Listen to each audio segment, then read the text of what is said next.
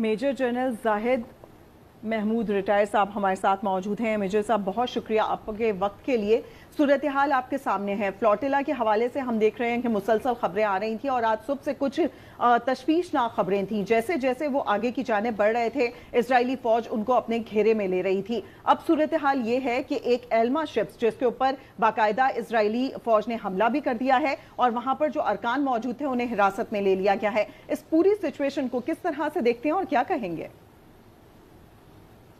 Regrettable situation है। I think Israel जो है वो अपनी बदनुमा चेहरा जो उसका है उसी को वो दोबारा शोकेस कर रहा है। और अभी स्पेशली इस वक्त जब पीस की बातचीत हो रही है, पीस डील की बातचीत हो रही है, जंग बंदी की बात हो रही है, तो आई थिंक इजराइल जो है वो एक सिचुएशन क्रिएट करना चाह रहा है कि ताकि उसकी टर्म्स के ऊपर एक प्रेशर बिल्ड किया जाए, जो क्योंकि उन्होंने वेपनाइज कर दिया हर चीज़ को, फूड को, सोशल एफर्ट्स को, इंसानियत के हर जो लोएस्ट एब है उस पर वो जाना चाह रहा है। रीह्यूमनाइजेशन की जरूरत है स्टेट को।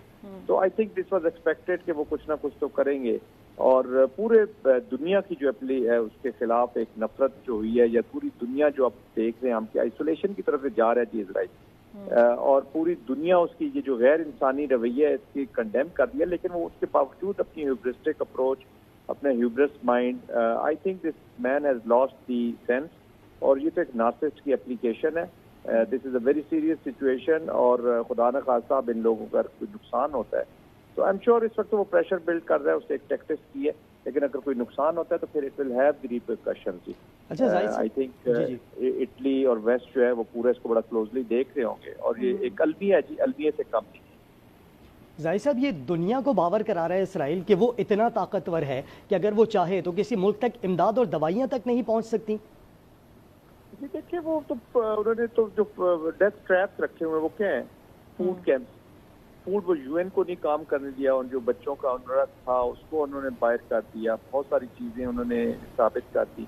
तो रूल बेस्ड सोसाइटी को तो चैलेंज कर दिया उन्होंने जी। इसमें तो अब किसी को शक नहीं होना चाहिए। अब तो ये फजूल बात हो गई कि हम उनसे एक्सपेक्ट करें कि इनसे इंसानियत वाले कोई काम होंगे। इसलिए तो वर्ल्ड इसको अदालतों ने, इंटरनेशनल कोर्ट्स ने इसको इम्प्लीकेट किया हुआ है, इसके ऊपर एक वॉर क्राइम चल रहे हैं।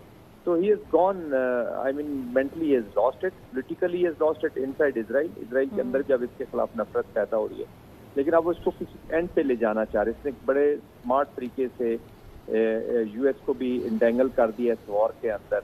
और आई डोंट नो, अभी मैं तो एक सवालिया निशान है प्रेसिडेंट ट्रंप के ऊपर भी कि वो कितना कंट्रोल है उनका as far as Israel policy is concern. बिल्कुल मेजर साहब, आपने कहा जिस तरीके से हम देख रहे थे कि सपोर्ट तो जारी थी, लेकिन अब वो बिल्कुल एक्सपोज हो गई है जिस तरीके से प्रेसिडेंट ट्रंप ने सपोर्ट की है। दूसरी जानिब वो कोशिश भी कर रहे हैं, अमन मुआहदे की भी बात हो रही है। ऐसी सूरत हाल में जब थोड़ा सा मामले को ठंडा